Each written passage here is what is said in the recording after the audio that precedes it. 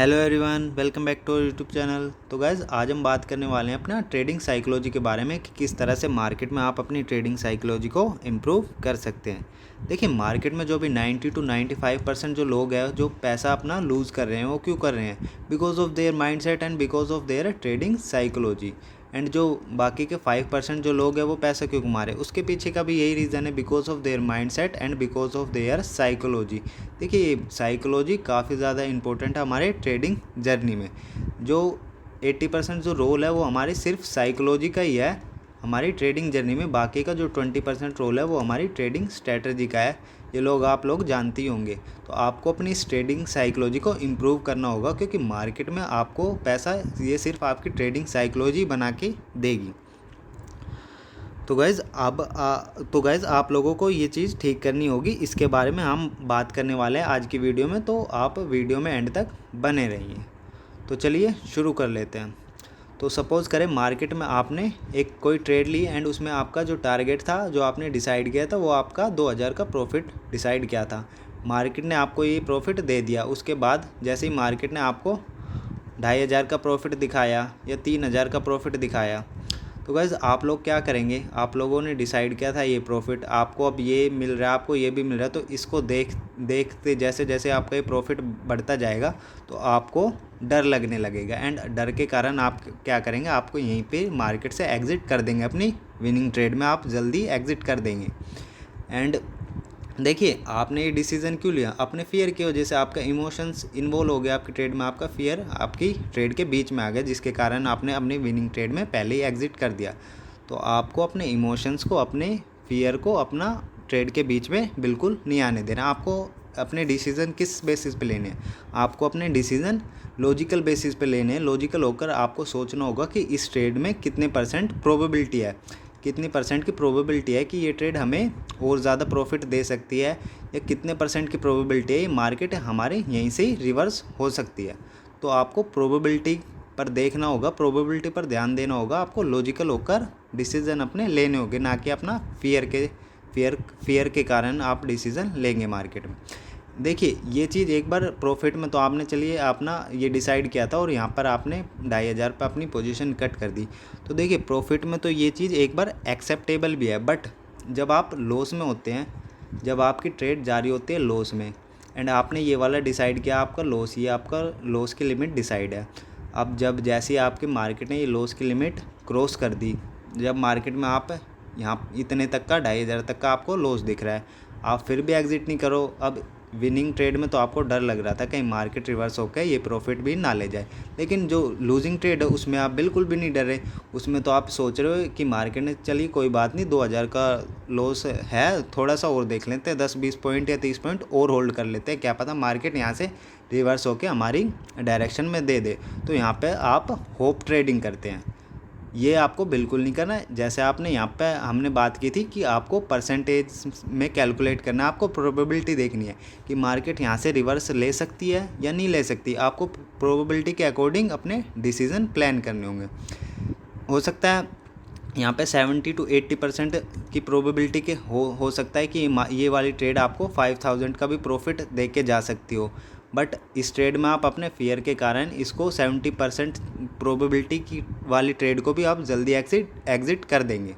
And इस trade में अगर हो सकता है 10% के भी चांसेस होंगे, 10% की भी प्रोबेबिलिटी हो कि ये ट्रेड यहाँ से रिवर्स होगी, बट इस 10% के चांसेस पे भी आप अपना रिस्क लेंगे एंड इस ट्रेड को, अपना लूजिंग ट्रेड को एग्ज़िट नहीं करेंगे। तो आपको ऐसा बिल्कुल नहीं करना है। जब आपको प्रोबेबिलिटी दिख रही है यहाँ पे 10% की, अपना चार्ट देखिए, अपना उसके अकॉर्डिंग अपना डिसाइड करिए, प्रोबेबिलिटी निकालिए, उसके चांसेस देखिए कितने चांसेस है मार्केट के पास यहाँ से रिवर्स होने के, उसके अकॉर्डिंग अपना डिसीजन प्लान करिए, ना कि अपना फियर के कारण, ना कि अपने इमोशंस के कारण आपको डिसीजन प्लान करना है।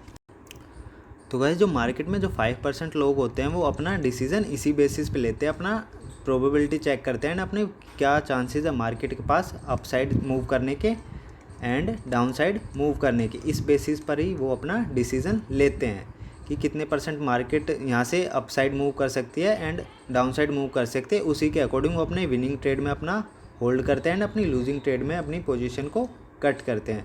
तो गाइस अगर आप भी इस 5% लोग में आना चाहते हो तो आपको इसी तरह से अपनी ट्रेडिंग साइकोलॉजी को इम्प्रूव करना होगा। आपको जो डिसीजन लेने होंगे वो रैंडम ना लेके अपना लॉजिकली होके सोचना होगा, प्रैक्टिकली होके सोचना होगा। चार्ट को देखते हुए आपको डिसाइड करना होगा एंड उसके अकॉर्डिंग आपको प्रोबेबिलिटी निकालनी होगी कि मार्केट यहाँ से अपसाइड करने के कितनी % प्रोबेबिलिटी एंड क्या मार्केट के पास चांसेस है मार्केट यहाँ से अपसाइड या डाउनसाइड मूव कर जाएगी। उसके अकॉर्डिंग आपको डिसीजन लेना होगा, ना कि अपने फियर के अकॉर्डिंग या अपने इमोशंस के अकॉर्डिंग होकर आपको डिसीजन लेना होगा।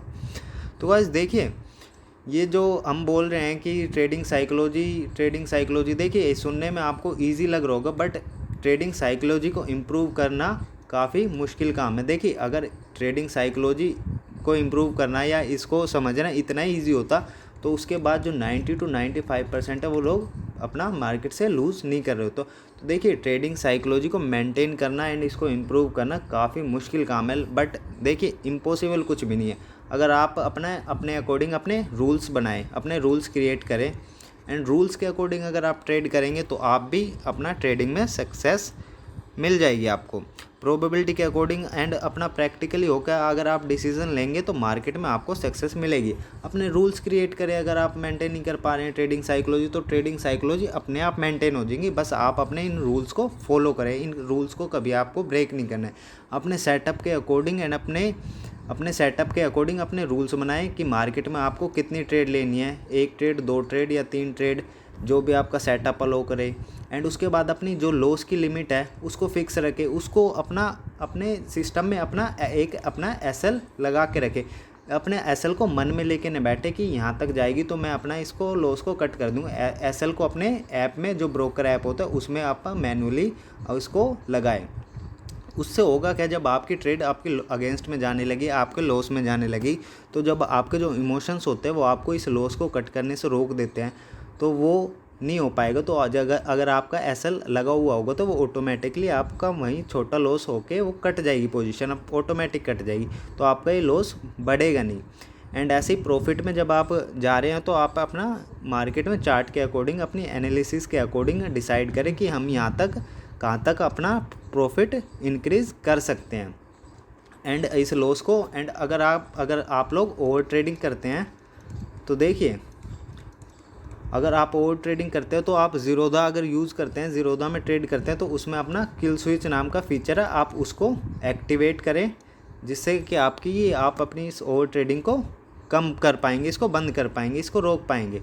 तो उसके बाद जब आपका जो ये लॉस है ये यहीं छोटे लॉस में कट जाएगा तो एंड आपका जो ओवर ट्रेडिंग है वो भी बंद हो जाएगी, तो आपकी ट्रेडिंग साइकोलॉजी ऑटोमेटिकली इम्प्रूव होगी। बट आपको थोड़ा सा अपना माइंड सेट है वो थोड़ा जो 5% जो लोग हैं उनके तरह आपको सोचना होगा। अपने जो भी डिसीज़न ले रहे होंगे आपको वो अपनी प्रोबेबिलिटी चेक करनी होगी, अपने चांसेस चेक करने होंगे, अपने एनालिसिस के अकॉर्डिंग, अपना चार्ट देखने के अकॉर्डिंग कि मार्केट के पास क्या चांस है, यहाँ से मार्केट अपसाइड मूव करेगी या डाउनसाइड मूव करेगी, उसके अकॉर्डिंग अपना डिसीज़न प्लान करना होगा। एंड अगर आप ऐसा करते हैं तो आप ईज़िली मार्केट में सक्सेसफुल ट्रेडर बन जाएंगे। अगर आप भी इन 5% लोगों की तरह डिसीज़न लेना सीख गए तो आपको भी मार्केट में सक्सेस मिलेगी।